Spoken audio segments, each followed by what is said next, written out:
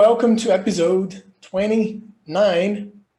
Today we have the responsible for this podcast to happen somehow.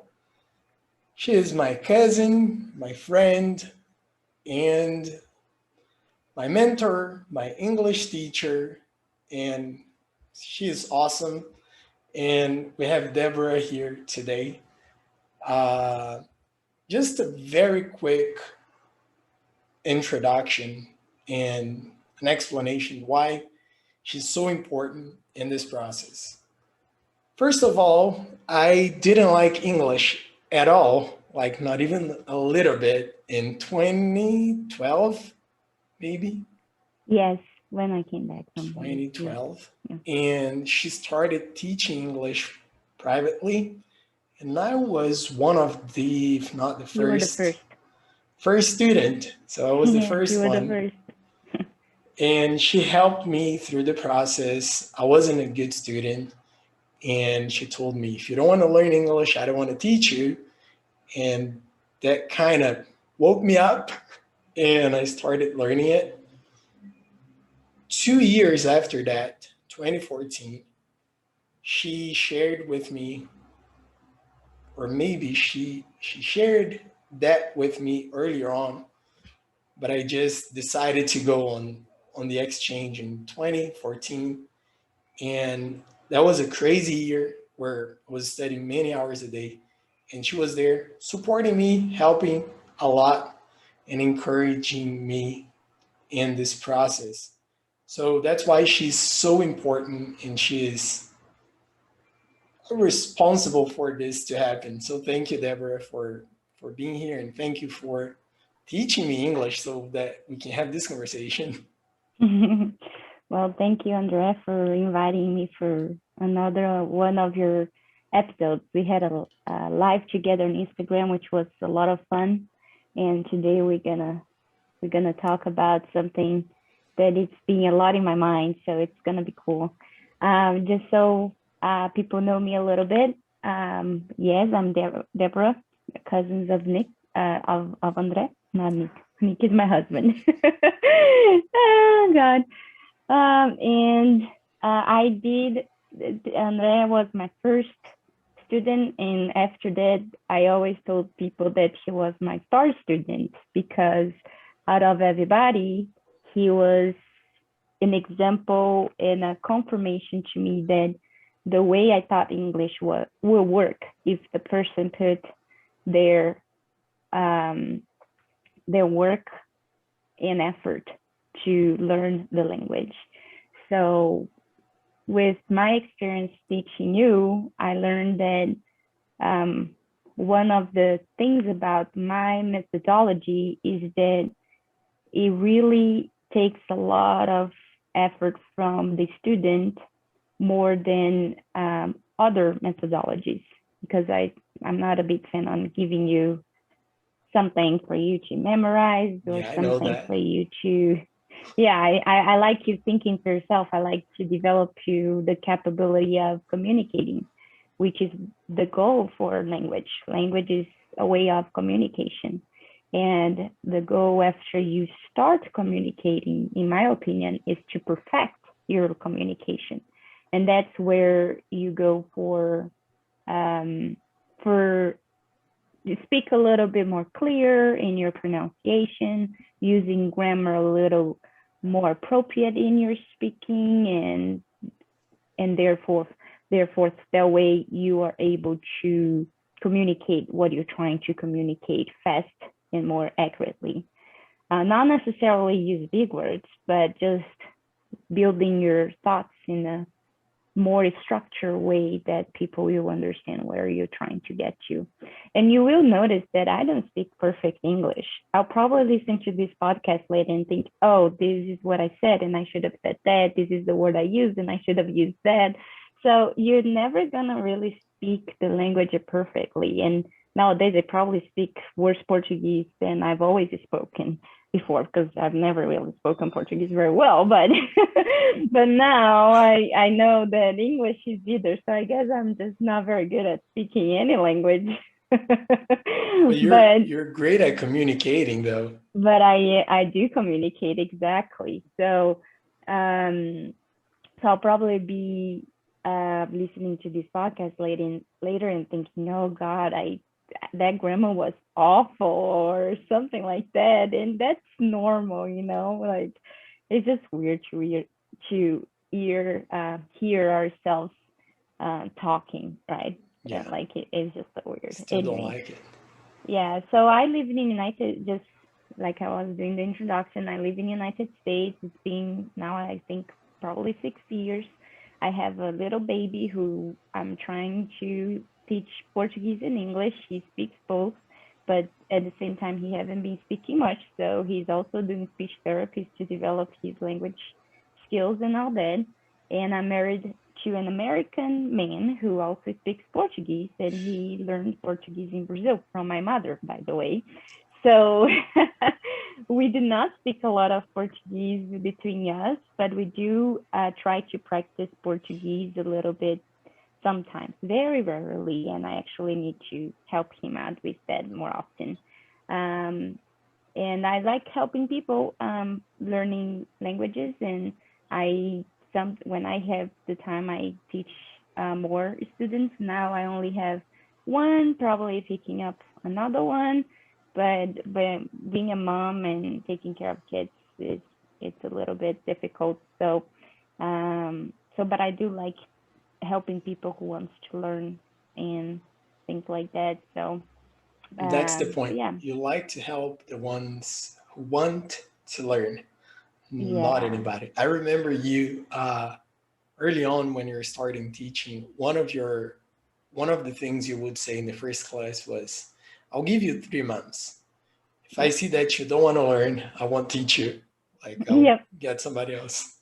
Yep, exactly. I would always I in the beginning I wouldn't do that as much, but I would get so frustrated because I was going putting all the effort to give a good class, to really help you to progress.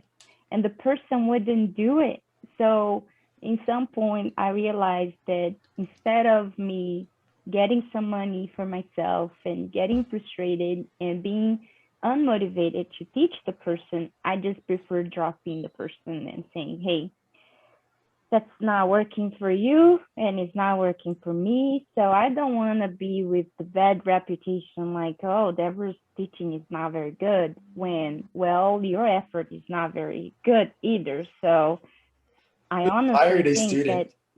yeah, exactly. I honestly think that group classes, uh, school classes, private classes, no classes, movies, music, everything, you have every tool available to help you learn a language. But what makes you learn a language is yourself. It's really the effort you try and you put it towards that goal. Because and that's why sometimes a class at a traditional school will work for some people. Like it worked for my brother, and he speaks English and Spanish, but it did not work for me. You know, so it's really a matter of who you are and what you believe it works for you. And use that knowledge to really apply to your learning process in anything, really, not just English, but anything. Yeah, and regardless of the methodology or the structure, there are some things that are common ground, right? Mm-hmm. For learning. And as we were talking last week, Mm-hmm. uh, we have some things like discipline, motivation, having a Mm-hmm. goal, a reason. Mm-hmm. All of those apply regardless of the methodology you have. But Yeah. also, there is one element that we'll be sharing more on it today. And not Mm-hmm. everybody talk about it, but Mm-hmm. it's very important. And in my learning process, you helped me a lot with that, which is Mm-hmm. accountability. So, how do you Mm-hmm. see accountability? What it means for Yeah. you? Yeah. Like I told you last week, I was taking when I following you on Instagram, a lot of the time I see those little boxes you open, which is pretty cool. And you always answering, some of the questions are the same and some of the answers are the same, right? And a lot of people ask about how to keep going, how to keep Mhm. learning English. And definitely something to motivate you, which is your goal to achieve, is a big answer to that question. If you have a big goal, a big objective to achieve, you will keep yourself motivated, or you will keep your focus and your discipline towards that goal. But I always thought about like, and what if the person never have that goal, that strong goal? You always give your example of your exchange program that in 2014 when you decided to do it, that was a big factor for you to persevere in your studies and achieve your goal and really focus and spend hours and practice English all the time and all that. And I'm thinking, for me, for example, my goal learning English was to speak English. And by speaking English, I truly believe other doors will open for me. And I was going to use that English in college.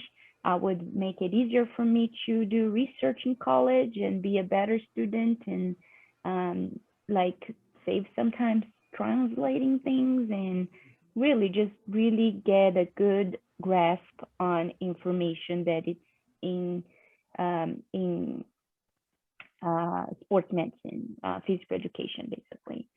So that was my goal. But was it a big goal? Like your goal was, if you look at it, to motivate you, you needed English. Like you really needed English to do what you were focused on. I didn't really that much, you know, but I looked at myself and I thought, what what is it gonna really help me to learn English? And I'm a very anxious person. You were laughing that I read a book in a day or a day and a half, and I still don't know super. how you do it. Yeah, It's well, I unbelievable. spend most of my day doing it instead of doing anything else. That's how I do it. But anyways, you talked about that, and it's because I'm an anxious person. I need to get to the end and know the end of the story. That's why I read so fast, because I need to know what happens in the end.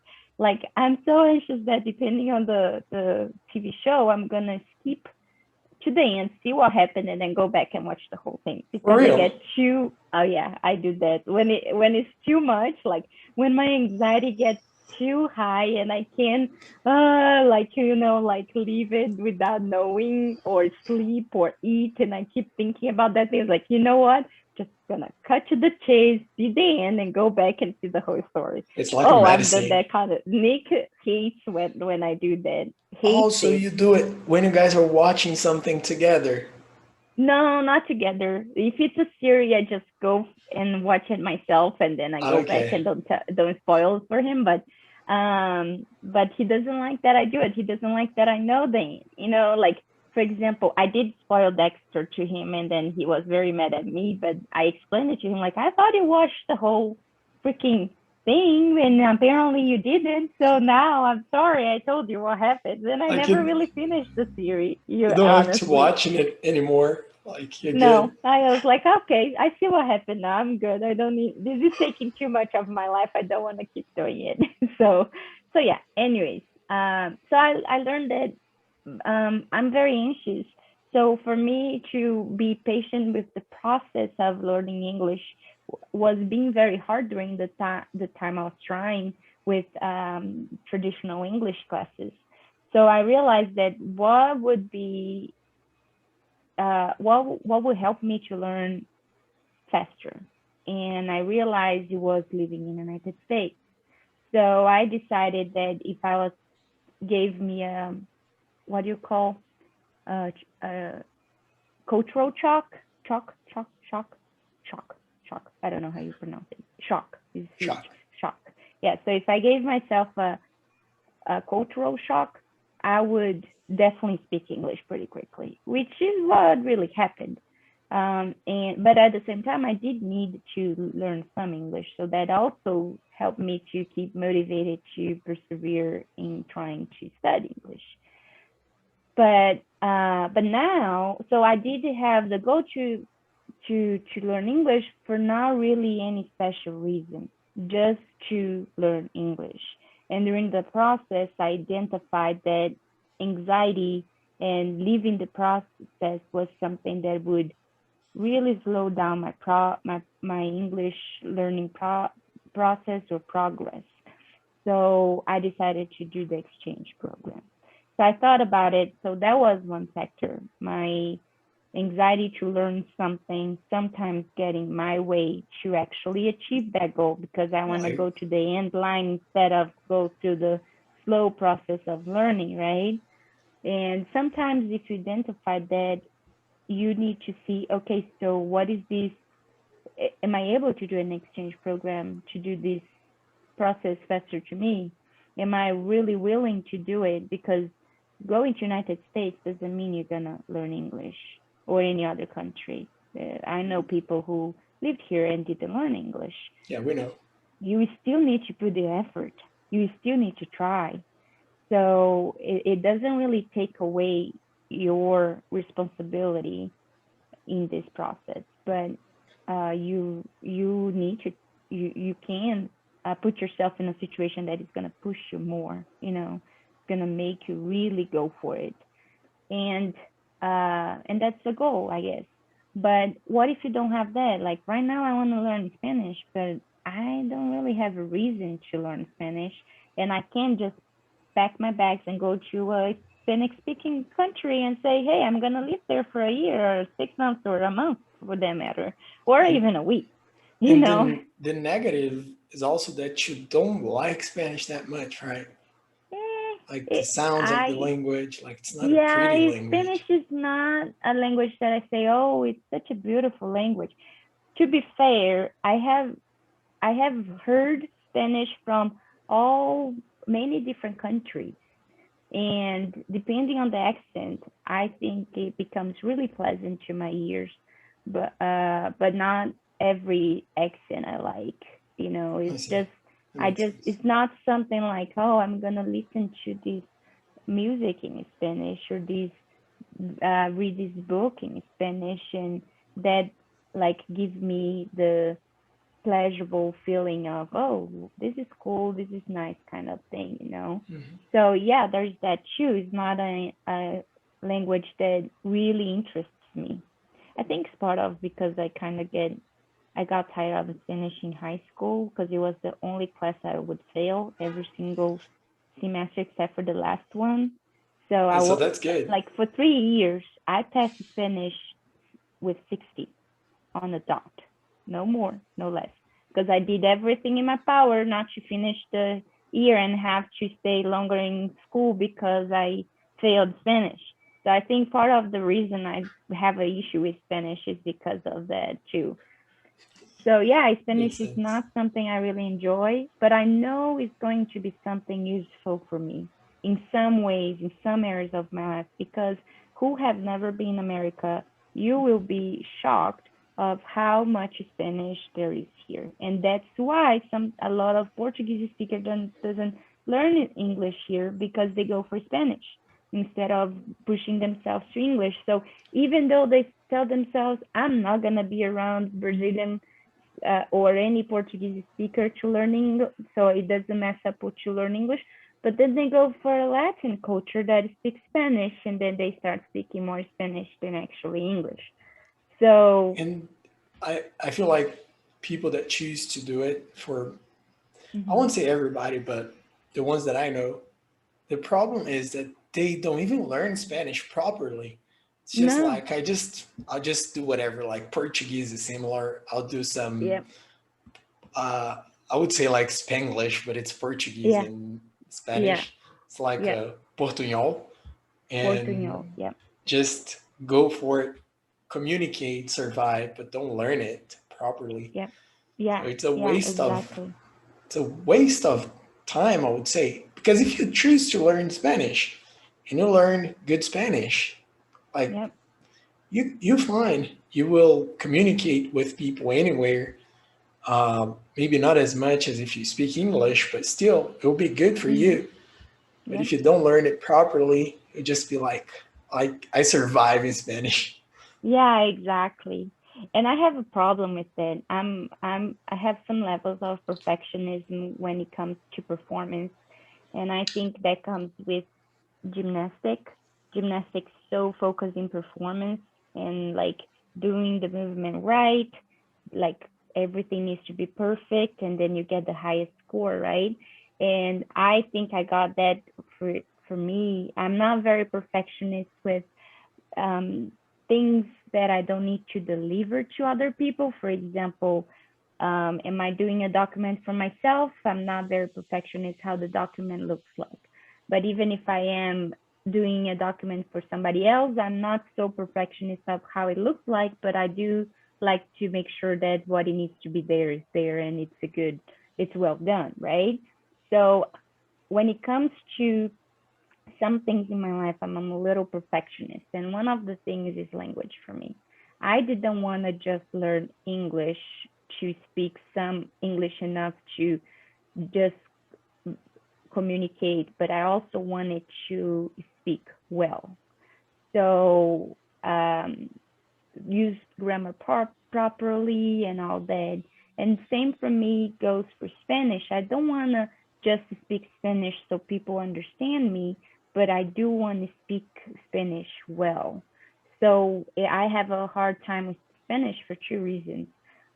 Right now, the main one is because it's really hard to shut English off. Man, you learn a third language. It's so the brain is such an interesting thing because first you have your first language and then you start the process of translation before you actually learn the language, and then you need to switch off that little switch in your head that you translate from Portuguese in English. Once you do that, your English start to get all grammatically wrong.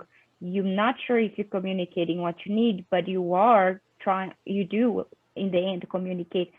Grammatically, it's awful. Like, then if you listen to Surviving yourself when you mode. switch off the that you get so confused in your head and you get so tired because it's like your brain saying, oh, I have a shortcut here. I don't need to go all that around like Portuguese to get to English. I have a shortcut directly to English now, right?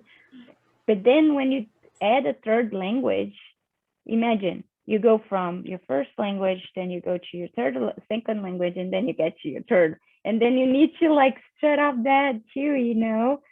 So shutting off English for me lately is very hard. And the interesting thing is that, like, if I'm speaking English with you here now, somebody uh, goes to my door and they speak Spanish, I cannot go for Spanish from English to Spanish. It just not work because my brain is trying to translate from English to Spanish, and I've never done that in my life. So I don't know how to do that. So my brain I just I just keep saying English, even though I'm trying to build a sentence in Spanish. I know what you However, mean. what? It happened to me when I was in college. Yep, I would mess around with the Mexican yep, boys, and we would yep, say like every day when I got to practice, I would yep, just greet them in Spanish, yep, like "¿Qué pasa?" and they would say yeah, something, and I yeah, would say "Estoy bien too," yeah, like not too. exactly. Yeah, and it's weird because I just get stuck. But if I'm speaking Portuguese with you here right now, and then somebody knock at my door and I need to speak Spanish with them, it will come out so much easier for me, so much easier. And this is so true that when I was doing Spanish classes in the car, I put it in a Spanish station, so I was listening to Spanish and talking in Spanish the whole way to school, because if I got there with English in my head, I would not be able to speak Spanish. And it was funny because the first time I applied for this school, signed up for it, I went for the first level, like first level Spanish. People do not understand a thing in Spanish, will have no idea anything. And with Portuguese, that's not very true for us. We're usually at least intermediate in Spanish because of Portuguese, right? Like by So when default, I if you talked speak to the Portuguese, lady, you're yeah. intermediate. And then I talked to the lady thinking, hey, I think I should do a language test to see which level it's more appropriate for me.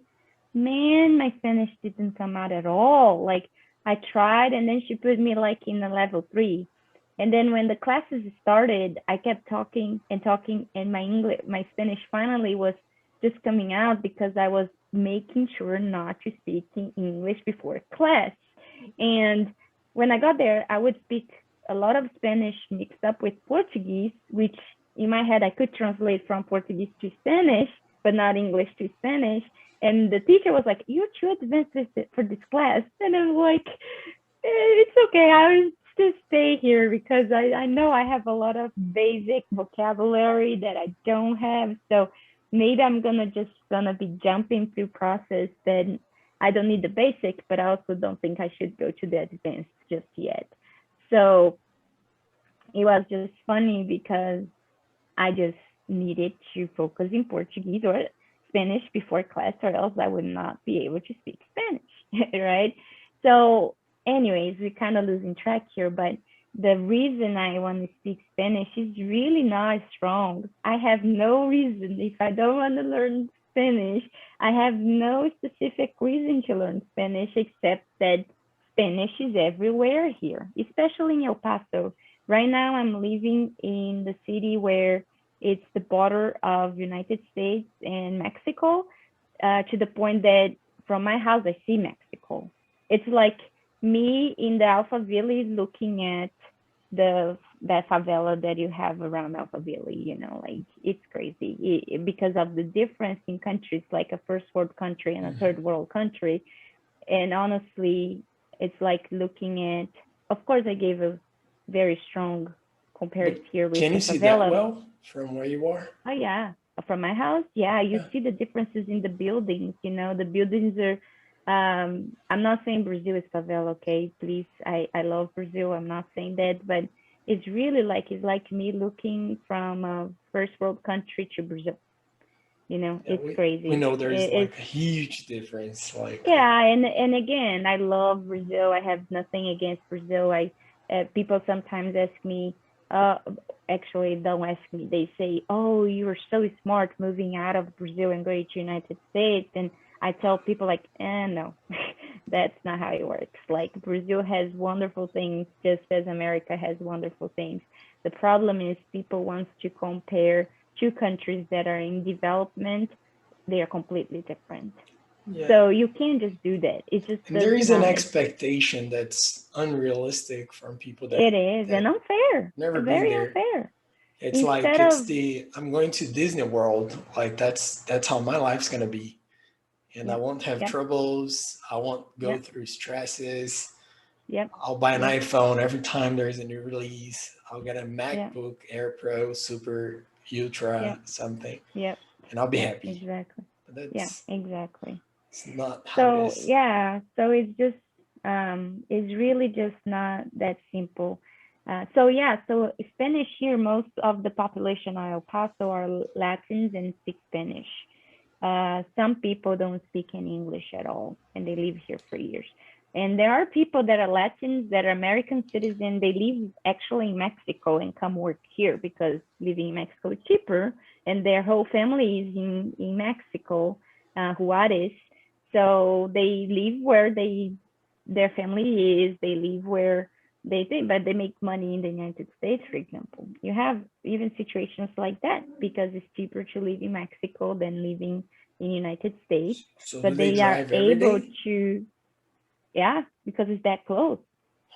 Like it's close to the point that if I get a wrong turn, I'm going to Mexico and I can't go back around unless I get to the border and then I do the roundabout and go back home. Have you been to Mexico just for I like a can't. I holiday can't or? go. One, because of COVID. Two, because now that I became an American citizen, I need to get a passport for me to leave United States, and I haven't done that yet because COVID. Okay. So yeah, but yeah, it's So that close. accountability in the process, like you don't have a strong reason to learn it. Exactly. I don't have this strong reason. So I was thinking, So what is going to make me learn Spanish if I don't have a strong reason? If I can't do the cultural shock to push my process forward and I'm a very anxious person to learn, what can help me to learn something new? Because not everything in life you're gonna have that goal or that motivation to do it, right? Like passion is something that must motivate you a lot, but also it's not enough. It's really not. If passion was everything, a lot of people would quit their jobs right now and pursue their passion. And most people don't do that. They pursue their job and then give up on their passion. So that's just how passion is not enough. You need more than that. And I think for each person is different. So for some people, passion will be enough, and they're gonna pursue that with everything they have in them. And maybe in sometimes part of the process they're gonna focus on something else because they have to, but their main goal, always gonna be their passion, and that keeps them moving and forward that goal. But some people is going to be the goal itself. The goal itself will be enough for them to pursue what they're trying to pursue and achieve and be successful in that. But what else? Like I think the person needs to ask, who am I in the learning process? What type of student am I in the learning process of anything? I have a hard time with discipline. What have I learned so far, and why did I learn it? Oh, I learned this because I had something, someone. What was it that was helping you in that process? Are you able to have that again for this new learning process? So I believe those are the questions people needs to ask themselves, and then find those answers and persevere. Because you can have all those answers and you still lose focus and still Yeah. give up and still not finish the process. So for me, and that's where we go to accountability, that's my answer for me. What will help me to learn new things in life that help me to actually achieve my goal of learning? And for me, it's accountability. If I have someone or something that I need to um, show something, um, so I need to show my effort. I need to come to that person and say, hey, I finished this or I finished that. That is enough for me to put the effort of 15 minutes a day, or maybe not a day, but definitely more often than not having anybody to be accountable for my goal. So I think people need to consider, are they the type of people that need others to um, help help them to be accountable to achieve their goals? And if they are, it's the time for them to build a system. Like, for example, I will give my example for exercising. I wanted to exercise and be healthier, and I needed people to make me accountable. And it's not people to keep like bugging me, like, did you do it? Did you do it? Are you doing it? Are you, like that, to the point that is you annoyed. And then you're like, you know what? I don't want this anymore. Whatever. I don't want it. You're stressing me out. And you need to be careful with that, because like we were talking before we started recording, is you need to evaluate your life and see how many things you have in your hand, and when you can shift those things and focus on whatever you're trying to do, and what you can give up. Do you need all those responsibilities? Can you give some of those responsibilities to someone? And then we and went to the discussion, like, yeah, but what if people have always too many things in their plate and they feel like English never have a place there? Well, what is English going to add to all the things you have on your plate? So we were talking about how maybe if you learn English, you're going to spend less time on doing research.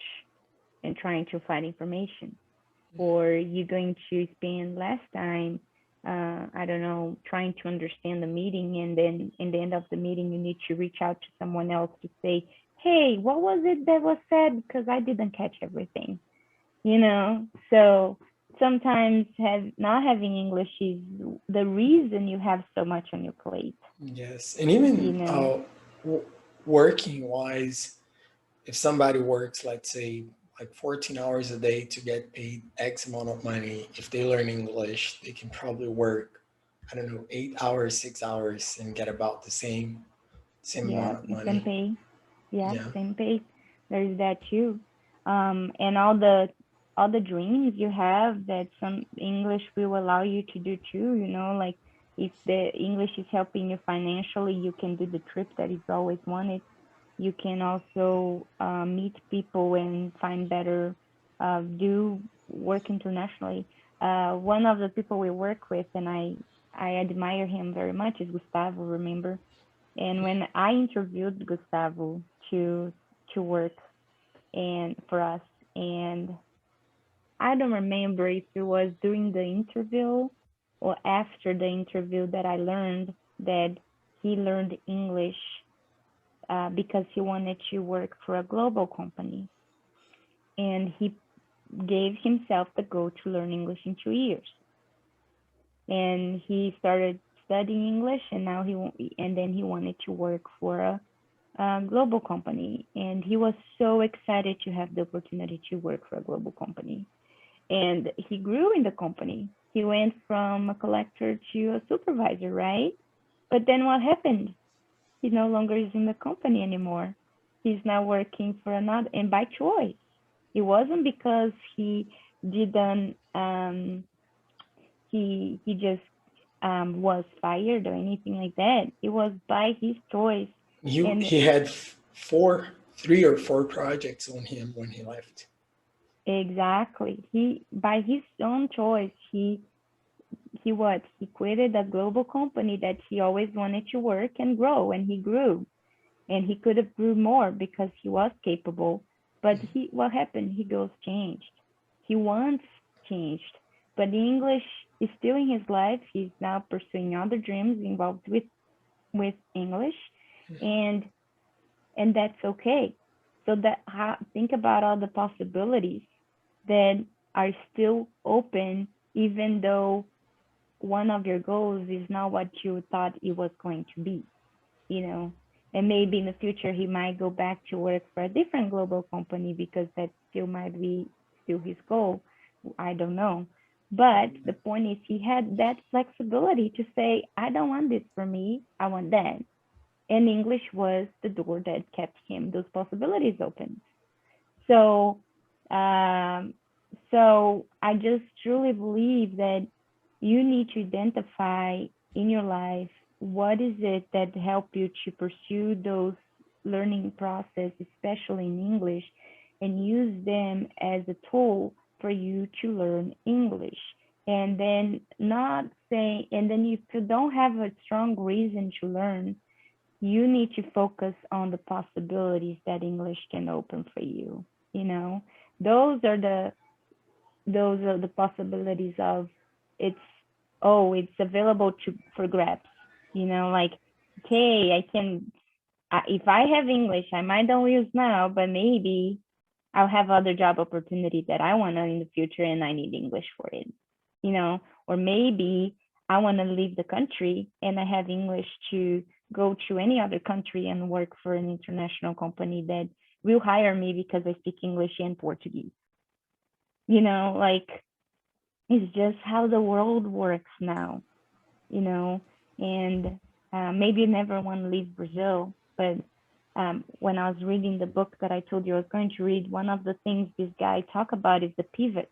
A lot of people think focus on the goal, the end goal, and lose the pivot. And the pivot, a lot of the time, is what the game changer, and is what is going to help you to achieve an even better goal than you had first. So he gave the example of YouTube. YouTube was created to have it was a sort of dating website where people would make a videos to people they wanted to date. And then they found out in that process that people are looking to a platform to share content. And that's when they found the pivot of their goal, and they changed the goal of YouTube, the what they're going to do with YouTube. And now look what is YouTube. YouTube is almost every it's a whole network, like it's on itself, doesn't Yes. need anything else, like And it's interest, TV basically. yes, like you can find anything on YouTube. And what is very interesting is that they never stop. Like they're always Yep, trying to do something new. Like right yep. now, they're launching the new platform within YouTube. I don't know if you've seen it, Shorts, No. YouTube Shorts. It's about the same as TikTok and Instagram Reels, Mm, but on YouTube. So mm, it's like a social media now. It's no longer a place where you watch like 30-minute videos. You can watch 15 seconds, 20 seconds, 30-second mm, videos, add your mm, comments, just like people do on Instagram and TikTok mm-hmm. on those short videos. So when we talk about development and accountability, I feel like it's a thing that's all over the place. For Yeah. example, we're talking about learning a language, but let's say you want to lose weight. Let's Yep. say you want to, uh, I don't know, learn how to be a graphic designer or how to Mm-hmm. paint, how to write better, A hobby. or how to Any be hobby, really. healthier. Yeah, how to take Yeah. pictures, like Yeah. anything you want to do, Yep. you have to have the discipline, the goal, the reason to do it. And as you mentioned, you have to understand who you are and what motivates and drives you so that you can focus on what's very important. Mm-hmm. Like you're not like everybody else, and you Mm-hmm. you have to find your own ways of learning. That's interesting. Yep. Yeah, exactly. So in accountabilities for me, I need somebody that I need to show results to. Like traditional classes helps me in a way to do homework, for example. I have an exercise I need to accomplish. So I'm going to sit down, accomplish that exercise, and show that to the teacher. That helps me to spend time on that exercise, spend time on that learning process, right? Some people will be just the fact that you have to call somebody and tell them that you got something done. Like for me right now with exercising, I have a personal trainer and she sends me programs every week. And by the end of the week, she asks me, did you do all the 3 programs? And it's easy enough for me to say no. And it's easy enough for her to say, okay, and not send me new programs for the week because, I still have something to be done. But that's enough for me to say, yeah, I'm paying her. And I need to let her know by the end of the week that I finished all the programs. So by the end of the week, I get them done. So I can tell her, hey, I finished. You can send me new ones. And for her, it's more work. And me not doing for her is actually better. She's getting paid for not doing anything. But I'm sure for her, it's also frustrating uh, because again, she's putting the effort, but I'm not putting my effort to it, right? So she's not as interested in my money for sure because I know her. But some people are just interested in the money. So if you do Yep. it, sure. If you don't do it, whatever. I'm getting paid, Better. kind of. Yeah, exactly. So that's Are not her, but those people who care, they're gonna come to you at some point and say, "Come on, dude, like you why are you paying me, and it's what I did to you, right? Why are you paying me? Why are you coming here? Why are you wasting your money? Why are you wasting your time, my time? Why are you doing it? And then you're gonna flip the switch and say, you're right, I need to change. yeah. And you start with small changes. You do not start with big changes. No, I If you started try with to a big start, change. Like every day was 38 hours a day after that. Not just kidding. yeah, I know. Things don't And happen this like book that. it's funny because this book that I'm reading right now, one of the things they talk about is exactly that. They say people are so focused on the end goal that they are not tracking or looking at this 1% progress. The name of the book is 1% Rule. And the goal of this offer is to help people to focus and change their mindset to focus on the 1% progress, not the final goal, not the whole process, but the 1% progress. So, and he always talking about make small changes, you know. He talked about something called Pomodoro. Let me see the name here Pomodoro again. technique. Yeah, Pomodoro. Yeah, Pomodoro. Do you know the technique? Yes, that's created Yeah. by an Italian. Yeah, Francisco Cirillo. And I'd never heard of that. And I thought, man, that's genius. Do you know why the name You is know Pomodoro? what? Do you know why the name of the technique is Pomodoro? No, no. When the guy created this technique, he used a kitchen clock, and it was in The the what? format like a clock to Mhm. track the time, and it was a kitchen one. So it Mhm. was in the format of a tomato, which is pomodoro in Italian. So Italian. he That's named funny. it like it had 25 minutes clock on Yep. it. So he would do like 25-minute blocks. Is it Uh-huh. the one Yep. he Yeah, mentions? it's 25 minutes blocks and 5 minutes breaks, and then you that's one Pomodoro. Then you every time you finish four Pomodoros, which is a four cycle they call. Then you take a 15 to a 20 minutes break, a longer Yes. break. So after four Pomodoros. So this guy was talking about like you hear about something like this and you think, oh man, I'm gonna do 6 Pomodoros a day, and he's like, I would just let you know now that's a lot. Like people think it's so easy just to make a change like that when you focus on a big change instead of a small one. No, you're gonna try to do one Pomodoro a day.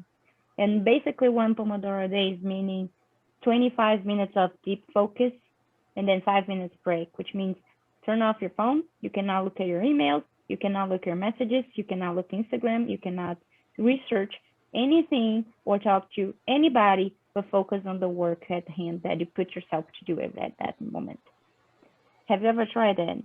Because when I worked, I without realizing, I actually did that a lot during work, and that's why a lot of people were impressed with my time management because I was able to actually focus in one thing and get it done. And the days that I didn't, I felt like I did a lot and I did nothing at the same time. And that was for me a reason and a motivation to focus on doing my pomodoros without meaning to the next day. That will help me to go back to the focus mode. But we that work from home, we were checking our email every 5 minutes. And we have that idea that, man, I need to reply to this right now. And a lot of the times, like, no, people before internet had like to wait 2 days to get a reply. And I'm not saying that it's okay to wait 2 days necessarily. You will have urgent things to reply, but 25 minutes is nothing, is really nothing.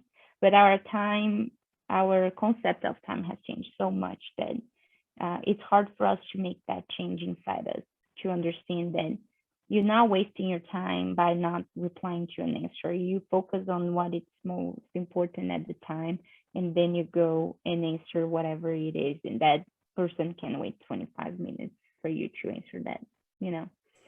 So, anyways, so I thought it was very interesting, and that's what I think is like. You need people to help you to be accountable to achieve those goals, the small ones. It's not the big one.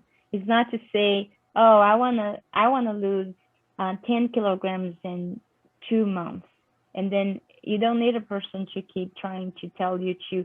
So are you eating better? Are you working out? Are you losing weight?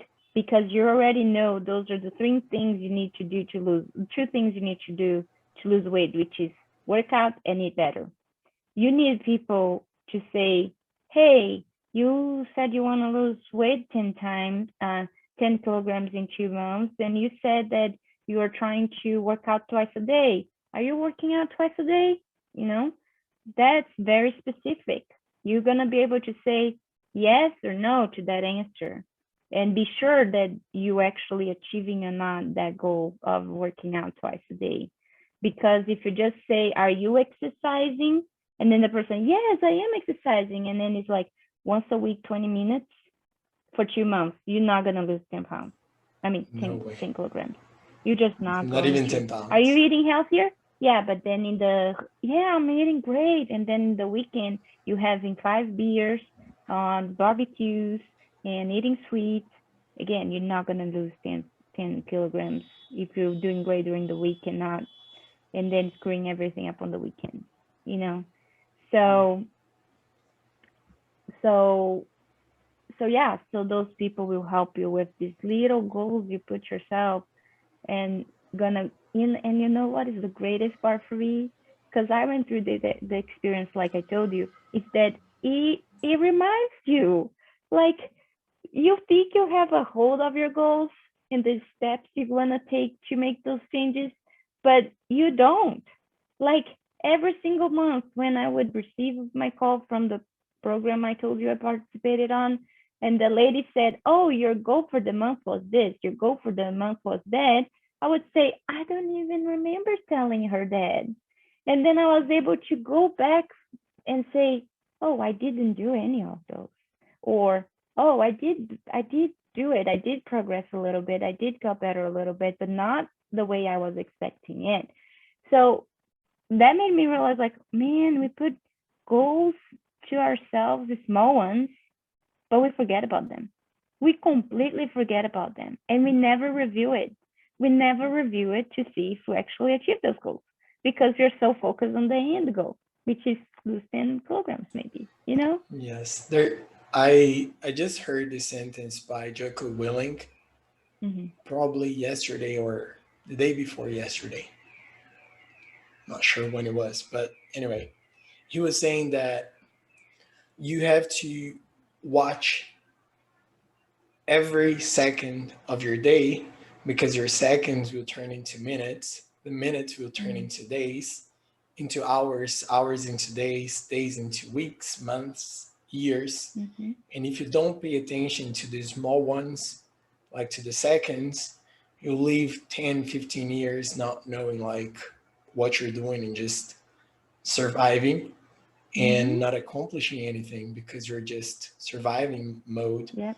And I found that to be very interesting. And the same video I watched, he said, you're either improving or you're getting worse. You're not Yep. in the same place. Yep. Like there is no such a thing as you're stable. You're either getting better or getting Yep. worse. And that's powerful because when you think like, oh, I'm not getting better today, so automatically you're getting worse. Yeah, Like, exactly. and then you I think start to I just freak read out. that somewhere too. Yeah, exactly. I think the book said exactly that too. How you cannot have the idea um that you just um not progressing and stable. You're just not getting well, because it's one or the other. You don't have, you're not doing. It's not just not possible. Yeah. Yeah. That's And great. so yeah, so that's for me accountability. For me, accountability is have people to help you with the small steps, not the big ones, not to achieve the big goals, but the small ones that will help you to achieve the big goals. Because you don't forget the big goals. You just don't. You know exactly where you want to be. Sometimes you're still looking for that place, but most of the time you really know where you want to be, you really know the path to get there, but you just don't have someone to help you to be accountable for the steps you need to that place, and i I like people making me accountable, and I truly believe that the only way for me to learn Spanish now is having someone or something that will help me to keep it being accountable for spending my time with Spanish, because I That's haven't, awesome. since I finished my classes 2 years ago. Yeah, 2 years ago, because I was pregnant with Victor, or I wasn't even pregnant yet, maybe. And 2 years ago, I haven't touched Spanish so far. So definitely lost the focus. I was a new mom. had a new baby. So again, Spanish not something I was putting on my plate at the time. But I have a hold of most things in my life right now, and I know that I can add Spanish to my plate. And again, you need to ask that question. Can I add English to my plate right now? Oh, I can't. But then you really need to think about, but if I do, if I take away some things for this time, what if I do? And if I do, and if I, okay, maybe you say, no, I don't. So you really need to say, so when I'm going to, Yeah. because if you don't, it's always going to be next year. Oh man, you have no idea how many friends that talk to me about saying only next year I'll be able to focus in English, and the next year still haven't come. Like you really haven't come the next year. Last episode of the podcast, I said exactly this. Like for the last, I don't know, ever since I started learning English, like, I don't know, 9 years ago, something like that. Yeah, Uh, I hear people saying, oh, next semester, next year, when I finish college, after this happen, when I have this organized, like they won't. That's so unfortunate to yeah, say and to think, but reality is they'll never learn English, and probably they'll not learn anything they want. Like they'll yeah. just pass through like 10 years, 15 years, just the same way. Yeah, the truth is you need to get a hold of your life and not let life get a hold of you, you Yeah, know, because or else you become being that person who survive, like you said, and don't progress and don't really achieve anything in life. And then years pass and you look back and you think, wait, where am I? Like where I was going to, am what I was my 50 goal again? already? What happened? Yeah, yeah, exactly. So That's you really crazy. need to to be careful with that because it's so easy. If I look back in my life, I can I remember times where I was completely lost because life got a hold of myself, you know. It gets to the point that you don't even know who you are anymore and you become a completely stranger to yourself and to others.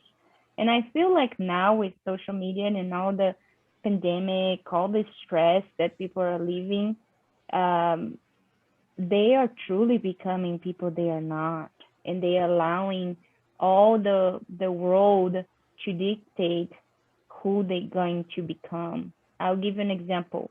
People that never suffered with anxiety are extremely anxious right now because they are not able to deal with all this pandemic and all this information and all these feelings of, especially in Brazil, with politics and death and isolation, all everything at the same time, and they are not able to deal with that, and they're getting anxious and they're getting panicky and they're getting angry.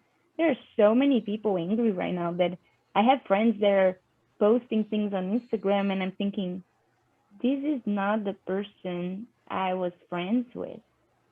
This person is angry, you know, What happened is in this not my process? friend. And it's very sad. And the reason is because right now in this moment is showing how life had a hold of everybody instead of them having a hold of their life.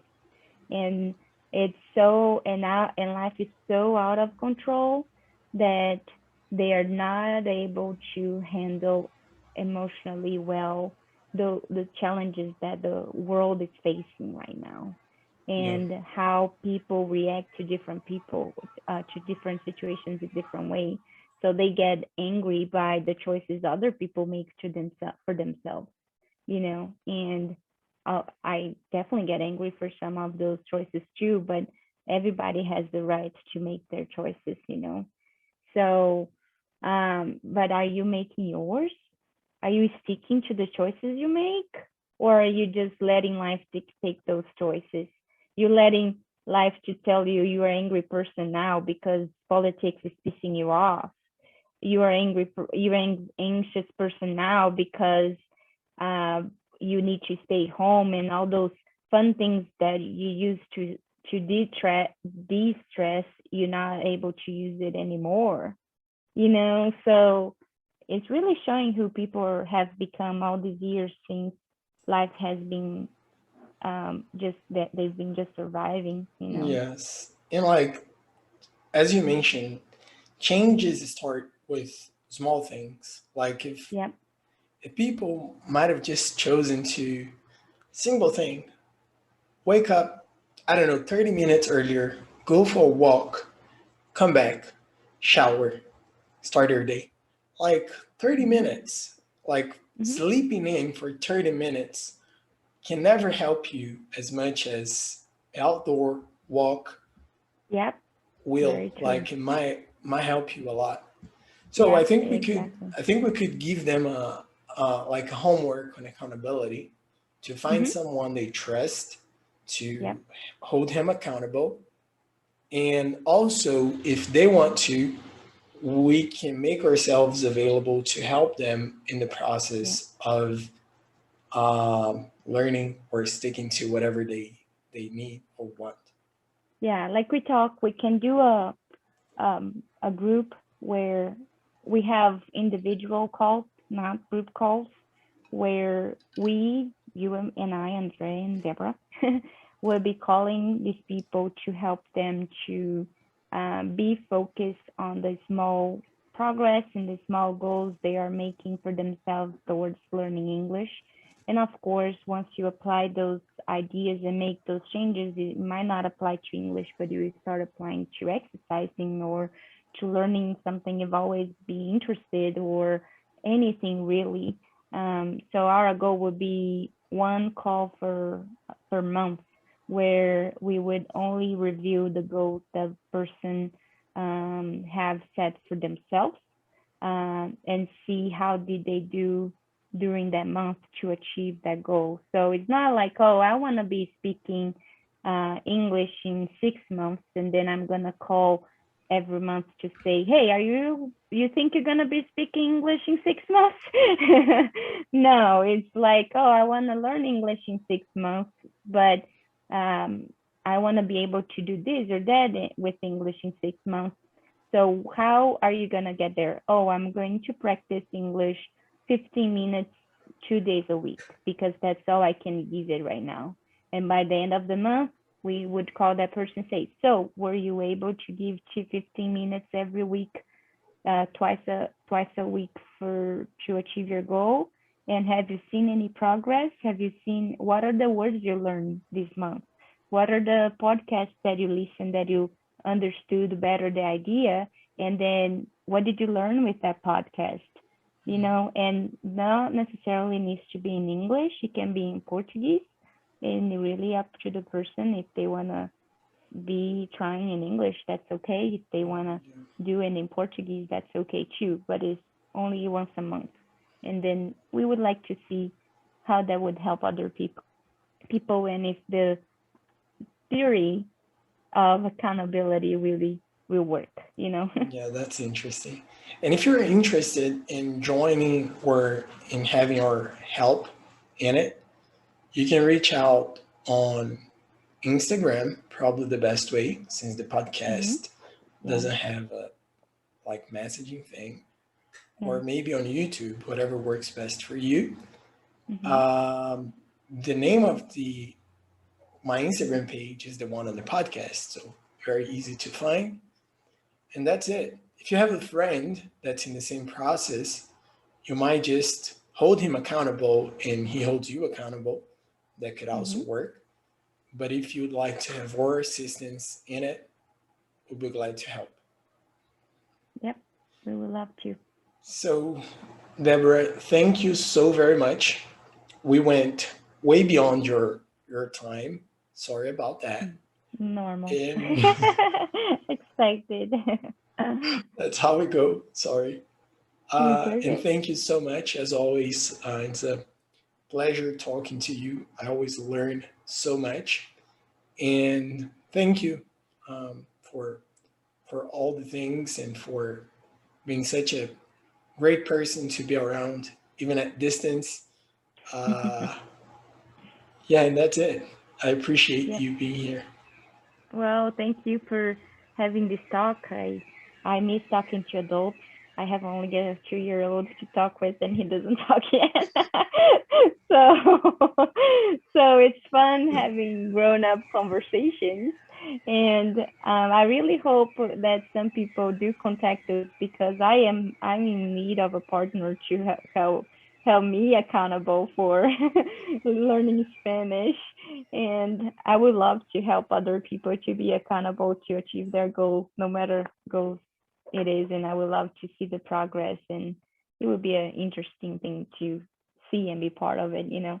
So yeah, thank you, Andre, for inviting me for another of your shows. But not have a and show apparently. That's nice. and then I hope we get to have more talks. It's been Yes, fun. I mean, if you said it's my show, it's your show. So whenever you want to share something, feel Yep. free to. Yep. Well, Thank you very much. Thank you you're guys for welcome. listening. Take care, and I'll see you in the next one.